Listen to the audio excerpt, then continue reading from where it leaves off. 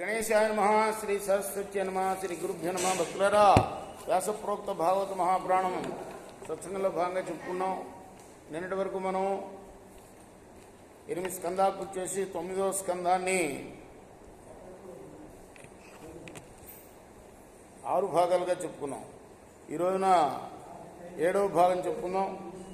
చెప్పుకునే ముందు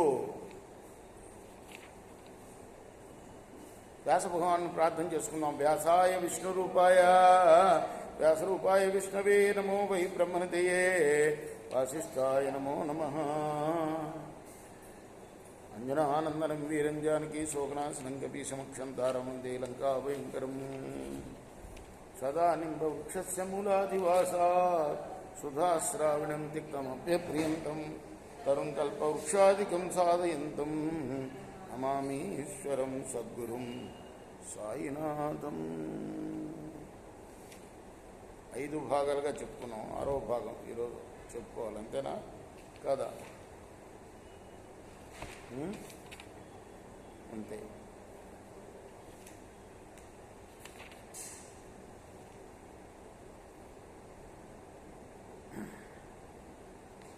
ఈజే చయజ్ఞం క్రతుభిరాత్మ విద్భూరి దక్షిణై సర్వదేవమయం దేవం సర్వాత్మకమతీంద్రియం.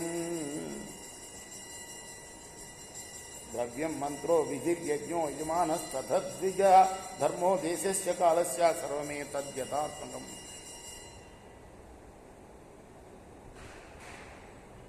ఆత్మజ్ఞాని అయిన మాంధాత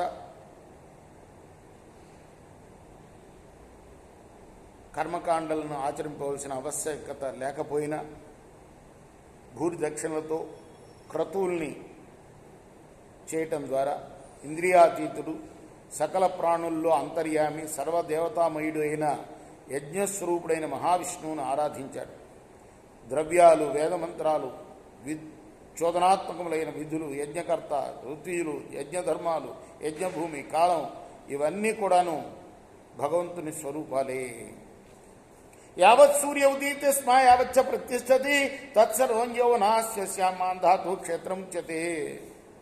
సూర్యుడు ఉదయించే ప్రదేశం నుండి అస్తమించే చోటు వరకు గల భూమండలం అంతా కూడా యవనాశ్విని కుమారుడైన మాంధాత ప్రభు యొక్క పరిపాలనలో ఉండేది. శశి బిందోర్దుహితరి బిందుమచ్చామధాన్ నృప గురుకుత్సం భరీషం ముచుకుందం చ యోగినం తేషాం ససారః 50 సౌపరిం భవిర్వేపతిం. శశబిందు యొక్క కూతురైన బిందుమతిని మాంధాత వివాహం ఆడాడు. ఆ దంపతులకు పురుకుత్సుడు, అంబరీషుడు, అలానే యోగి అయిన ముచ్చుకుందుడు అనే పుత్రులు కలిగారు. ఈ ముగ్గురికి 50 మంది తోబుట్టువులు, అంటే మాంధాతకి 50 మంది కూతుర్లు అన్నమాట. వాళ్ళందరూ కూడా సౌభరి అనే ఋషిని పతిగా వరించారు. ఆయన ఆ మహాతపస్వి అయిన సౌభరి యమునాంతర్జలే మగ్నస్తప్యమానః పరంతపః నివృత్తిం మీనరాజస్య వీక్షమైతున ధర్మిణః జాతస్పృహో నృపం విప్రః కన్యామే కామయాచతః సోప్యాహ గృహ్యతాం బ్రహ్మన్ కామం కన్యా స్వయంవరే.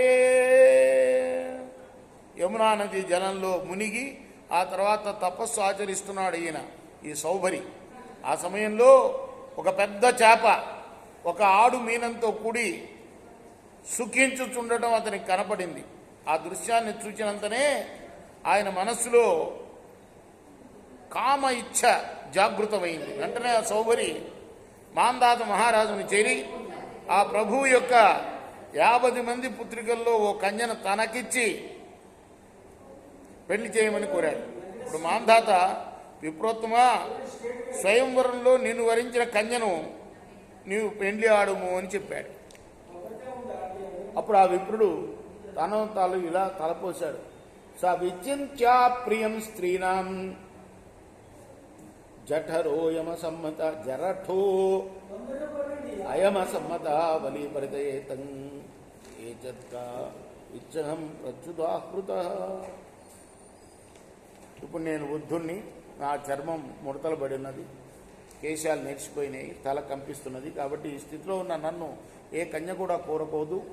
ఈ విషయం నా మనసులో ఉంచుకునే కాబోలు మహారాజు తన కూతుళ్లలో ఎవరిని ఇవ్వడానికి ఇష్టం లేక నా మాటను సూటిగా తోసిపుచ్చకుండా ఇలా పలికి ఉండవచ్చు. ఇప్పుడు ఓ పనిచేస్తాను, నేను సుందర రూపాన్ని పొందుతాను అని తపశ్శక్తి చేత నిర్ణయించుకొని చక్కటి రూపం దాల్చాడు. ఆ తర్వాత సాధయిష్యే తదాత్మానం సురస్త్రీణామపీప్సితం కిం పునర్మనుజేంద్రాణామితి వ్యవసిత ప్రభు ముని ప్రవేశిత క్షత్ర కన్యాంతఃపుర మృద్ధిమత్ వృతశ్చ రాజకన్యాభిరేక పంచశేతావరః తాసాం కలిరభూర్భూయాం తదర్థే కోట్యా సౌహృదం మమానురూపో నాయం వా ఇది తద్గత చేతసాం. ఆ తర్వాత మహారాజు ఆదేశింపవచ్చిన రాజభటుని వెంట శోభరి రాజంతపురంలో ప్రవేశించాడు. అప్పుడు 50 మంది కన్యలు కూడా ఆయన్నే పతిగా వరించారు. ఆ తర్వాత ఆ కన్యలు తమ సోదరీత్వాన్ని కూడా మరిచి ఇతడు నాకు తగినవాడంటే నాకు తగినవాడని అంటూ తమలో తాము కలహించుకుంటాం మొదలుపెట్టారు. అంటే 50 మంది కుమార్తెల్ని మాంధాత ఈ విధంగా ఋషికి పత్రులను చేశాడన్నమాట. తర్వాత కథ రేపు కొనసాగిద్దాం. శ్రీ సచ్చిదానంద సద్గురు సాయినాథ్ మహారాజ్ की जय. चकोरा हारती गो सद्गुरुनाथ देव साईनाथ पांचभूति तत्वमुलाने हारतली तुमरा निर्गुणम स्थिते विड़ी आकारम పొందితివో సాయిరాం. సర్వము నుండి నీవే ఇంకను